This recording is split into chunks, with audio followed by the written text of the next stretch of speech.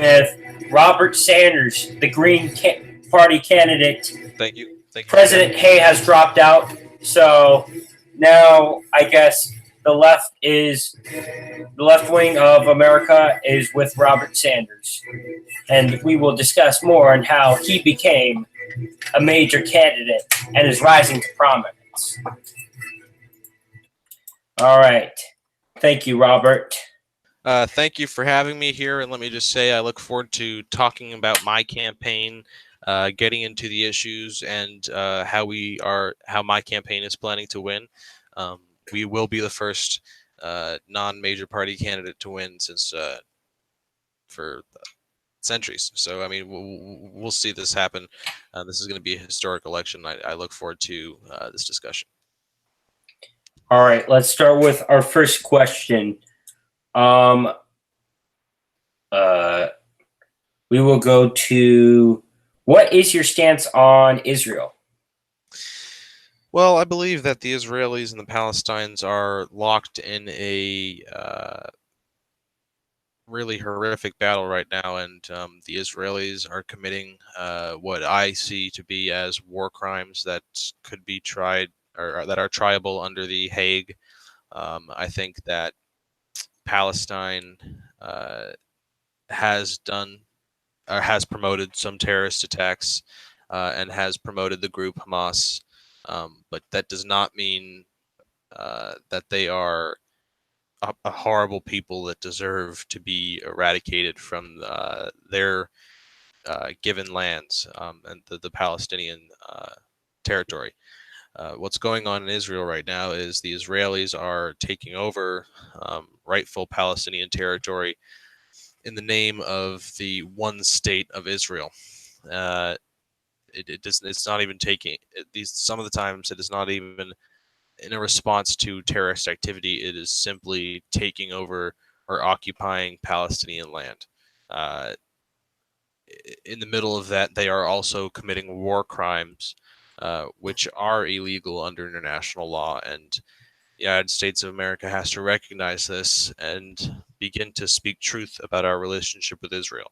And under a Sanders administration, we would work with both Israel and Palestine, no matter the government in Israel, to come up with a two-state solution that brings peace to the only democratic country and one of our greatest allies in that region. All right. Next question. We will talk about Iran. Um, um, Iran has had some tensions with the United States, um, especially under Hay because Iran is homophobic. Um, and they recently pulled out the nuclear deal. How will you get Iran in check? Uh, well, Iran pulling out of the nuclear deal means that we have to go back to the negotiating table, continue to negotiate with Iran, again, bring in other countries like we did with the Iran nuclear deal to come up with a deal that makes sure that Iran does not get nuclear weapons. But at the end of the day, we also have to stop our offensive tactics towards Iran, such as ships right on their border in the near Saudi Arabia, an increased troop presence in Saudi Arabia, um, military military exercises right on the Iranian border, essentially simulating war without alerting the Iranians, designating the Iranian army or the Iranian special forces, rather, sorry, as a terrorist force. These are all aggressive tactics in response to the defensive tactics that Iran is using to counter our offensive tactics. We are starting a fire in Iran that, if we cannot control, will get out of hand and create a situation far worse than the war in Iraq.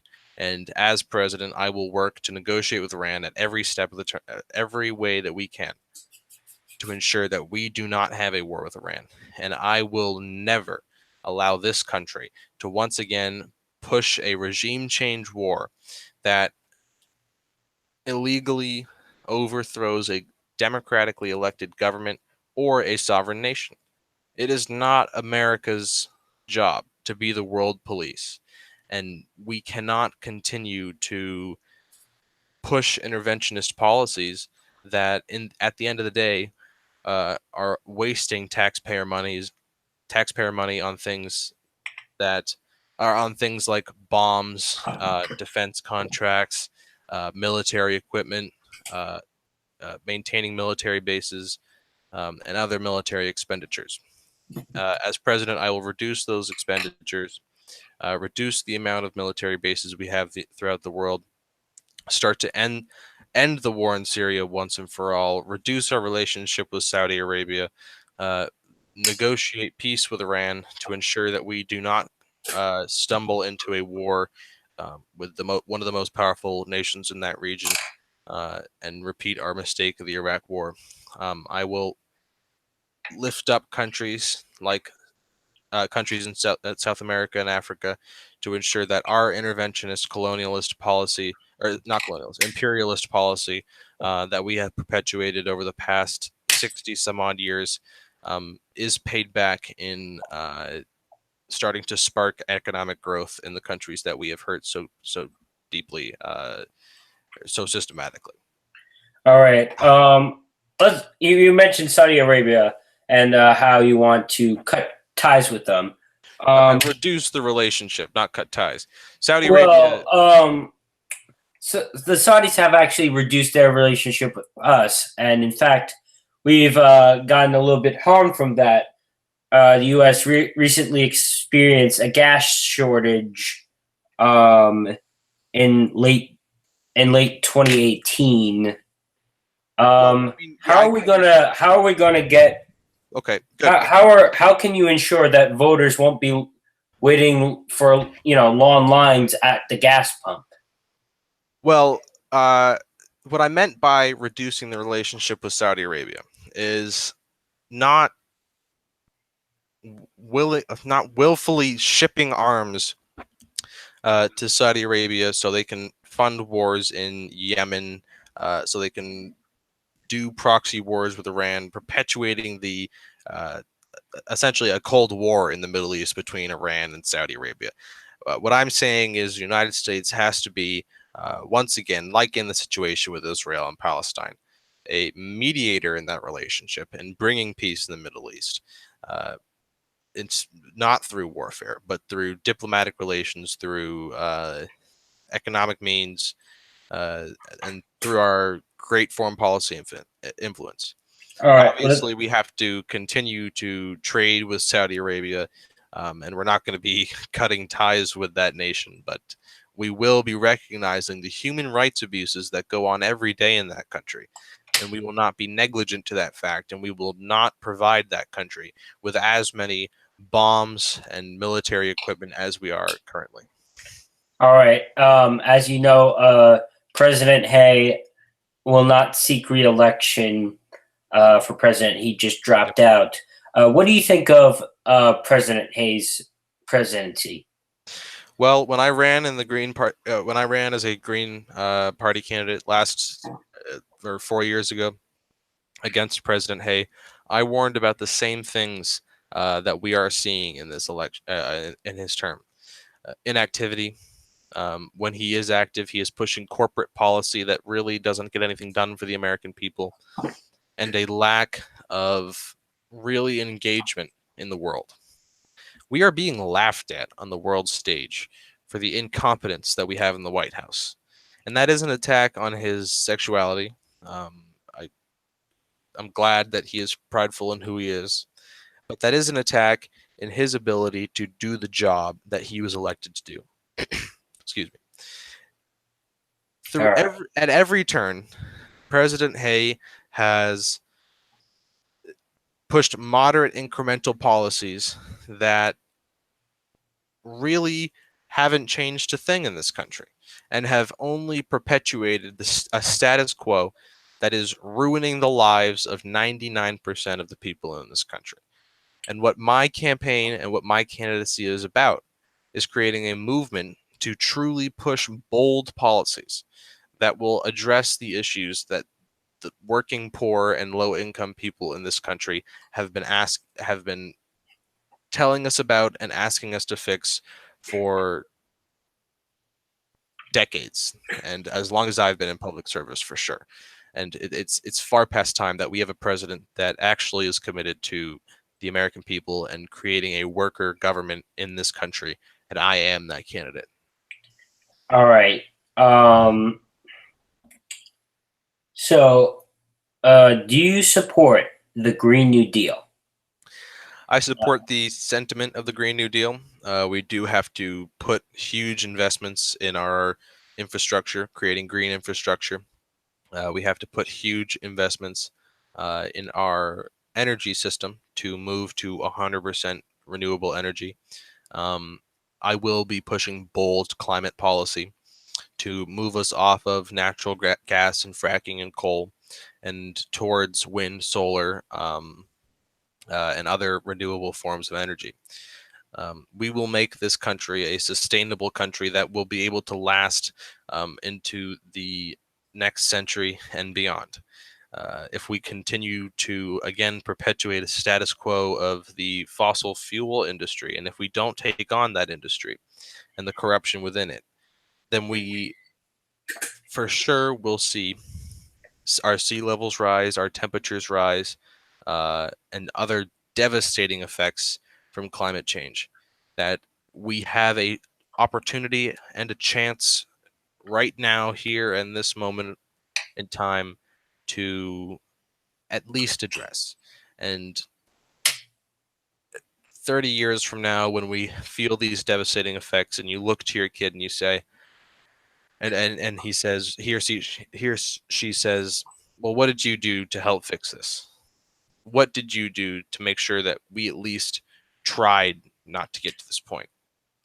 I'd like to be able to say that I passed $1 trillion investment in our infrastructure and energy system that worked to move us to 100% renewable energy by a certain date.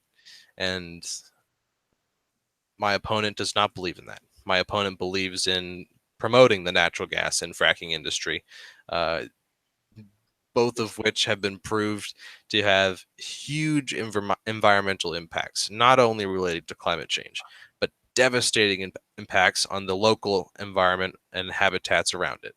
And we cannot continue when we have these other methods of energy that work just as efficiently, if not more, uh, All to right. perpetuate a system that is destroying environments across this country. And I will change that as president. All right. Let's go to your record as governor of New Hampshire. Thank you. So, um, you have raised taxes. Well, that's no. As governor of New Hampshire, we reformed the education system to take it off the property tax, because property taxes in New Hampshire um, determine how much education funding you get in the state. And what we did was make it so education was funded like in any other state or the federal government, directly from the state government, not dependent on how wealthy your local municipality is. All right. That boosted some property taxes in some small municipalities because our education system was better, the schools were better, more people moved to town, and it increased property values in that town. But the increase was evened out by greater prosperity in the towns. And I'd also like to talk about what else I did as governor. We passed a 10-year infrastructure plan that reforms the infrastructure in New Hampshire and makes us more of an or moves us to be more of an urban state, and puts in new public transportation, uh, new commuter rails from Manchester to Boston that has created upwards of 10,000 jobs in my state. And we have also moved our state to 100% renewable energy, like I was just talking about. These goals are possible. We just have to be willing to try.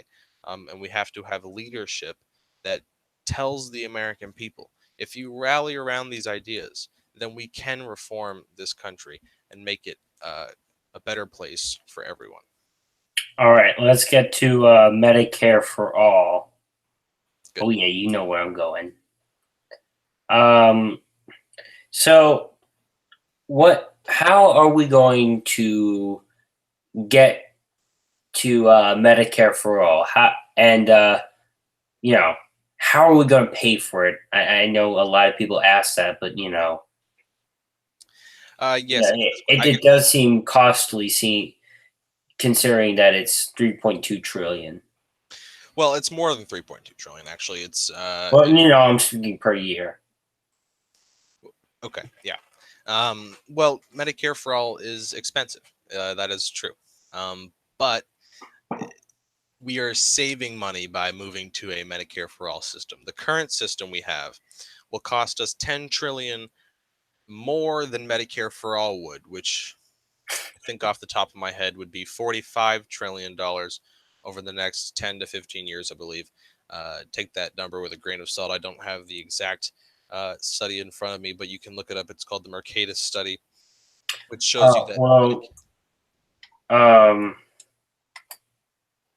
the Mercatus study is considered to be a conservative estimate of Medicare for all. yes, and it shows that Medicare for all saves money, saves the United States money over a 10 to 15 trillion. Yeah, but like what I mean by conservative is like, best case scenario, everything goes right, kind of thing. No. All right. Well, we're gonna move on. I'll talk about the substance of Medicare for all, and not. All right. Well, no, I'm going to talk about the substance of Medicare for all. All right. It's an important question. I have to answer it. Medicare for all would move this country in a 4-year transition to everyone being covered with the 11 basic healthcare tenets outlined in the Affordable Care Act and other healthcare legislation. Essentially, Medicare for everybody, expanding the Medicare program over a 4-year period. The payment for this is from saving money in the current system. So we're paying for it the same way we already are. It would increase a little bit, but that increase would be a net decrease in the amount you're paying overall. How that happens is Medicare for all, once we have that system, would take away your copays, premiums, and deductibles. Premiums are essentially a private tax that you pay to your corporation every month. And Medicare for all would make that private tax a public tax that is less. So, in the end, I guess you could say that I'm lowering your taxes to give you a better healthcare system of which you are covered, and you can go to the doctor. You can go to any doctor, any hospital. You have the choice of doctors. You have your choice of hospitals. You can go get your medical needs met, not pay anything at the door, and have a slight increase in taxes, but be paying less overall. There is literally no reason why we shouldn't have this system. 70% of the country agrees with a Medicare for all single payer system. It is working in every other major industrialized nation on the planet. America is far behind, and we should not be profiting off of people's sickness with the current private system. People should not lose their health care because they lose a job, and people should pay less in healthcare, and the federal government should pay less in healthcare costs per person, which Medicare for all does. All right, let's get to our next question. Would you take away private insurance? Well, yes. Essentially, private insurance would be wiped out. You can still get supplemental private insurance, which is things not covered under Medicare. So anything not covered under Medicare could, I guess, be in the market. That's fine. But Medicare will cover you for all of your basic healthcare needs, plus dentistry, vision care, and hearing aids. So, and a lot more that I just haven't mentioned here, and I don't have the time to mention here. So, what we have to do um, is truly reform the healthcare system. That's what I'm pushing for. That's what the American people want. And the only people going against that is the private healthcare insurance industry, which will lose a majority of its profits under a Sanders administration. That's what they're scared of. That's why you hear so many lies and smears about Medicare for all. And I want the American people to just know that Medicare for all is a cheaper and better system that your families will have healthcare no matter your economic placing on the no matter your placing on the economic spectrum. All right. Let's go to our next question. Who do you think is our number one geopolitical foe?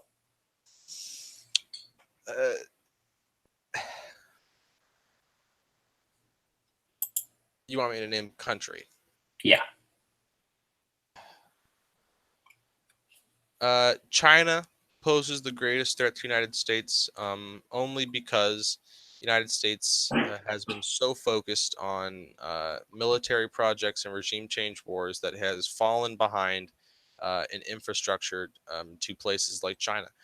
We have to start to invest in Africa. We have to start to invest in places that China is investing to compete in those places and ensure that China does not monopolize the market in those places. China is ambitiously pushing for that, and we have to ambitiously counteract that. As president, I will be pushing a trade deal that would counteract China and would counteract China's efforts to try and take over a majority of the Eastern world. Once that effort is passed, I believe that the United States once again clearly regains its superpower title. China is still far behind us in many aspects, and honestly, the United States does not face at this time a ultimate foe, like a military foe or anything like that. Well, I mean, there is Iran. Well, I mean, Iran is a situation that the United States created that the United States can get itself out of quite easily. So, I mean, Iran is not as great a threat to the homeland of the United States or the national security of the United States as, say, China. But what I'm saying is China is also not at this time a great threat to the United States national security. It is a threat to our economy. It is a threat to our culture in some way. But at the end of the day, America is the superpower of the world. We control a lot of the world, and we have to continue to invest to counteract China in that sense. All right, let's go to our next question. Let's discuss what are your thoughts on Justice Jeannie Pirro? I strongly opposed her nomination and her confirmation to the court. She has, in my view, not enough experience to be sitting on the Supreme Court and holds views so dangerous that they are a threat to the sanctity of the American way of life.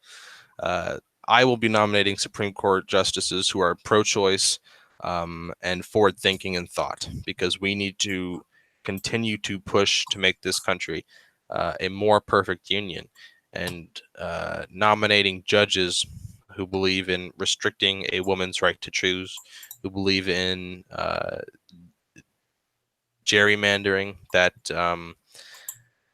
affects the way our democracy works and moves us towards an undemocratic system, a supreme judges that support corporate rule over the working class. I mean, these are some serious issues. And right now, our court is filled with judges that believe those types of things. We have to nominate judges to counteract that, and we have to look into it, maybe expanding the court to be able to push that forward thinking agenda. But that is not on my platform. It is just something that has to be further discussed in the country. All right. Would you support abolishing the Electoral College? I would. The Electoral College is a system made in the 1700s, an antiquated system that at the end of the day suppresses democracy on a big scale. The Electoral College makes presidential candidates go to only 12 states. 12 states decide the election in most cases, unless it's a landslide. We have to make sure that every state is represented. And we can do that by unifying this country and abolishing the Electoral College to make it so whoever gets the most votes wins. That is very simple. It's a very simple system. And it makes sure that candidates have to go to even the deepest corners of this country to win elections. And now, there are some criticisms that I'm sure for me saying this, Mr. Stevens will bring it up. So I'll just address it here and now. They're going to say, well, how does New York, Los Angeles, and we don't want New York and Los Angeles deciding the election. Well, New York and Los Angeles make up around 0.8% of the American population in total. And now if you add together all of the Democratic leaning cities, it would equal to about 5%, I think, of the population. And if you add together all of the major cities, all of the top 10 or 20 major cities, it would only equal to about 8% of the US population. So going to the major cities alone is not a way for presidential candidates to win an election in a system where we have popular vote can decide who is the president. Presidential candidates will be forced to go to the small states to get every last vote. And this perpetuation of another broken system is another reason why I am running for president. We have to fix our democracy, and abolishing the Electoral College is a stepping stone in the right direction. All right. My next question, minimum wage. What is your stance on the minimum wage? I believe in a $15 minimum wage pinned to inflation. Simple. All right. At the end of the day, a person can't survive on $240 a week, which is what the $7 or $7.25 minimum federal minimum wage is. Our minimum well, wage. I know we have a $12 minimum wage, but that's still not a living wage. That's still not a living wage. We have to pass a $15 minimum wage so that the average citizen can buy the necessities they need and pay off the debts that they need, so that one person can work 40 hours a week and get by without having to work 2 or 3 jobs. I mean, that's absurd. In America, you shouldn't have to work 2 or 3 jobs to get ahead in America. And passing a $15 minimum wage is a start in lifting up low-income workers in this country. And that's the core of my campaign, is creating a workers' government and a worker society, a society based around laborers and workers in America. All right. Speaking of which,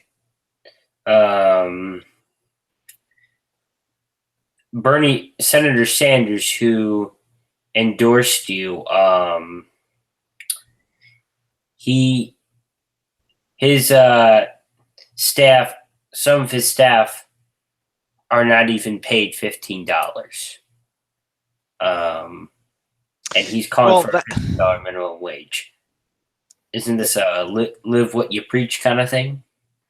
okay. Well, one, that was one instance of a person who obviously had motivation to smear Senator Sanders by going to the media when it's well, Senator Sanders's campaign was unionized, and that means that if that individual was actually being paid $13 an hour, that he could have gone to the uh, higher ups and negotiated the $15 minimum wage that they were promised. But he didn't go through the process, and he willfully went to the media, meaning that he had a motive to smear and told the media that Bernie wasn't paying them $15 an hour. But Bernie wouldn't even know about this one discrepancy. That's not something the candidate would know about. So saying that he's not living what he preaches is just wrong, because the majority of his field organizers are being paid $15 an hour. And may I also point out that candidates like Kamala Harris and Joe Biden, They don't exist. well, we're talking about a fictional campaign in which Bernie Sanders wasn't paying his staffers, and I have to bring up the point. I have to bring up the point. This So is just just stop. his I have to staff bring up the point. for I have to bring up the Senate. point. I have to bring up the point.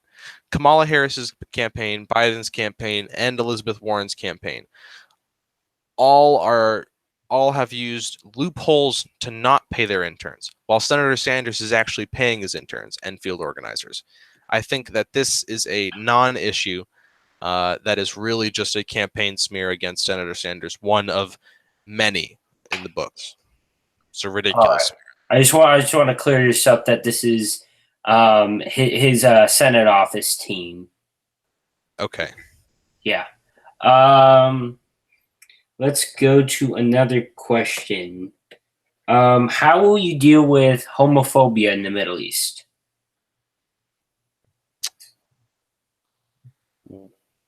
I don't govern the Middle East. It's not my place to make policy for the Middle East, so I really can't comment on that. I mean, we will continue to negotiate and tell these nations how forward-thinking nations run their country and how it actually can make you economically prosperous in the 21st century to move to a more democratic and free-thinking and diverse in thought country. I believe that will ultimately happen, and I believe that ultimately all authoritarian and totalitarian regimes will be squashed. But as of now, there are totalitarian regimes. We have to deal with that, and the best we can do is promote free thinking in our country and end the homophobia in our country by passing legislation to protect the LGBTQ plus community in our country. It's not my place. Let's get to that. What is that legislation? Well, just anti-discrimination laws for the LGBT community. That yeah, so sort of like you can't be like fired because you're gay or something. Well, yeah, laws that address discrimination happening in the LGBTQ community. Yeah, stuff like that. Okay. Let's go to unions, since you mentioned that. What is your stance on right to work? I'm against right to work wholeheartedly. It's devastating for workers, and we have to again move to a workers' society, a society based around workers, because at the end of the day, workers create the wealth for everyone in a society, and they should be the ones reaping the most benefits from the society, and they should be the ones making the decisions in this society. So legislation that I have to help workers will be legislation such as 60% of workers on corporate boards, which is called co-determination. And now that may sound radical, but it in fact is the system currently used in Germany. and small pockets around the world. A perfect example of this is in Spain, Matazu, I think it is called. I might be wrong on that, but who knows?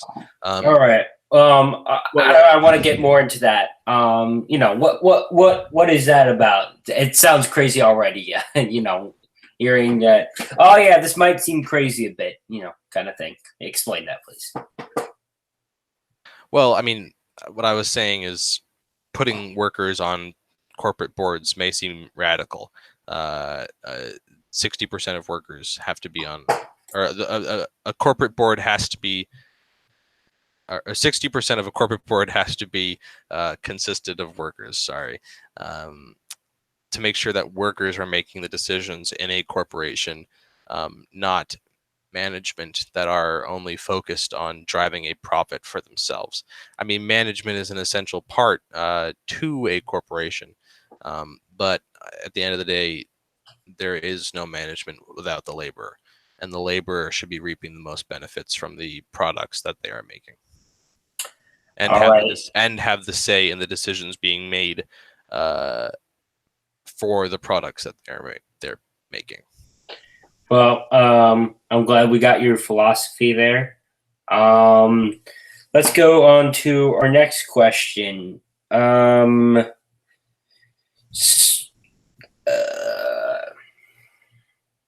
Let's discuss. I had it on the top of my head. Damn it. All right, yeah. So you've been, proposing all these ideas, and it's all, and you have, it's good discussion, listening to all your ideas and stuff, but it may be a little far from the mainstream. And don't forget, there's a Congress that needs to vote it in. How will you work with Republicans? They have huge majorities in the House and Senate. House, they have 250 seats, and in the Senate, they have 61 seats. How are you going to work with congressional Republicans? Same way we saved Obamacare, by rallying the American people around the ideas that we want to pass. And the American people already support the ideas. Now it takes a leader to stand up and say, get out, call your congressman, get them to vote in favor of this law, because you say to their faces, vote for this law or we vote. Reagan did. Well, building a grassroots movement around the ideas that we are trying to implement. We have to pressure congressmen and senators to vote in favor of this law. We can't just be working inside government and negotiating in Washington. We have to be going on the ground and making the citizens and constituents of the districts and states that the Congress people and senators reside in vote, making them engage in the process and call their senator, annoy the hell out of the senator or their congressperson to make sure that they vote in favor of this legislation. 70%, the majority of my platform is supported by 70% or more of the country, and almost every poll asked about my policies. You can look it up: Medicare for all, college for all, criminal justice reform, climate change action, ending the wars. All of this polls at 60-70% or more. And at the end of the day, it'll be simple and easy to get the American people rallied around these ideas, and to get the American people to rally their Congress people and senators to vote in favor of these ideas to get them passed, no matter the Republican or Democratic majorities. All right. Let's go to our next question. What is your stance on guns? Well, I believe guns are an important part of the American society. I think every American has the right to, or I think that most Americans have the right to own a firearm. Obviously, if you have a dangerous mental health background or history, and you fail the universal background check, then you should not have a gun. But if you pass the background check, then you are a law-abiding citizen. Then you have the total right to own a firearm in this country.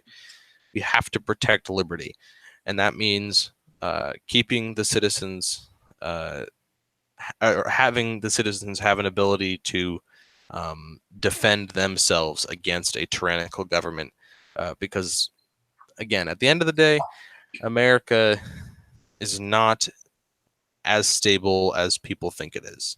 It is quite possible that a revolution of sorts happens in America, or a military coup happens in America, or some kind of cataclysmic event that shifts this country on a completely different turn and makes it a tyrannical or demagogic country, or authoritarian country that starts to crack down on civil liberties. And at that point, the American people should be armed and have their own defense to be able to fight against that. So that's why the Second Amendment was made. That's why I believe in the Second Amendment. And I think most Americans believe in the Second Amendment. But we have to pass universal background checks to ensure that people who shouldn't have a gun don't get a gun, and make sure that our students are safe in that effort, because All we right. have to protect the kids. So what's your so should we ban semi-automatics? I don't believe in banning automatic rifles. No. All right. Do you go as far as to repeal the Brady Law? Well, I'll discuss specific gun policy at another time. As I've said in my platform at this time, the campaign is supporting universal background checks for every person trying to buy a gun. All right. Let's go to college. What is your stance on I college? believe in tuition-free college across the board, as Public it and is. private. Public and private. Yes, which is something that occurs in other countries and is working phenomenally. In the 21st century economy, where we face such issues as automation, we can no longer afford to educate our kids into going into low-skilled or no-skilled work. We have to be one second. We have to be educating our kids to go into a skilled workforce that prepares them for jobs that won't be automated, and prepares them for complex thinking jobs that college requires. I mean, we can also send them to trade schools and they can get vocational training, but having college for all means every American citizen has the opportunity to become a skilled or highly skilled worker in the 21st century workforce in the country. And the $70 billion investment is easily paid for by a transactional tax on Wall Street, which means that Wall Street will be paying the American people back for the trillions, for the $1 trillion or $2 trillion investment from the TARP Act and other 2008 bailouts that the American people gave Wall Street. I think it's time that Wall Street pays the American people back, and we can use the money that they pay us back with, the trillions of dollars we will get from that revenue, to pay for college for all and canceling student debt for everybody in this country. Speaking of Wall Street, as you know, Occupy Wall Street happened 7 years ago. It actually happened in early 2018 before the midterms. You know, obviously, progressives were very mad at Troy Hay and Barack Obama. What is your stance on these protesters? I support what they're doing fully, but I do believe that that energy should be used to go into the political process and make the changes that we need. we aren't at a point yet where we need a revolution in this civil revolution in this country. We're at the point where we can do a political revolution in this country through this campaign and through voting for and volunteering for this presidential campaign, this movement. But I do respect the sentiment of what they're doing, and we have to continue, and we have to enforce antitrust laws and pass more antitrust legislation to ensure that Wall Street and corporate America is kept in check in their continued pursuit to destroy the poor and working class in this country to make a profit. All right. Unfortunately, we have to end here. What is your closing statement? I guess quickly, I'll just say that while I respect my opponent greatly, his solutions for this country do not address the systematic issues with this nation. Our foreign policy is broken. Our energy system is broken. Our criminal justice system is broken. Our education system is broken. Our infrastructure is broken. Our government is broken. And our democracy is falling apart. We are moving towards a authoritarian state. We are at oligarchy. We have to take our country back. We have to make America great again. We have to fix our education system, and we have to do bold solutions for all these problems that we face. I am the candidate that has real plans for these problems, and I am the candidate that will be able to best address these issues and pass this legislation that we need to be passed so greatly. I hope in November I can gain your support, and I hope that I will be able to do the great work as your next president. I believe in America. I believe in all of us. And I believe that together there is nothing that we cannot accomplish. Vote. Well, one thing's for certain, there's two candidates running on change. Well, I believe one candidate is running on false change. One candidate will continue the status quo and continue to be a politician that tells you he's changing things, but at the end of the day is only working for corporations and the wealthy elites in this country. We need a candidate that's ready to make a workers' government and a workers' society in this country, and I am that candidate. All right. Thank you, Robert Sanders, Governor Sanders. Thank you for having me. All right.